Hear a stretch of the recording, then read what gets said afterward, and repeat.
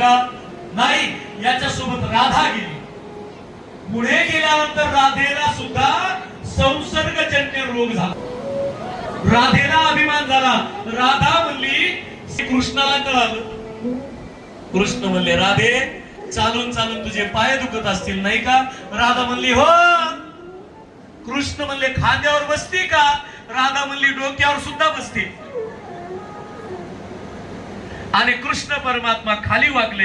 लक्ष देऊन ऐका, इथं फार महत्वाचं चिंतन आहे. कृष्ण परमात्मा खाली वाकले आणि राधा खांद्यावर बसणार. देव अंतर्धान पावले आणि राधा चिखलामध्ये धक्कन पडली.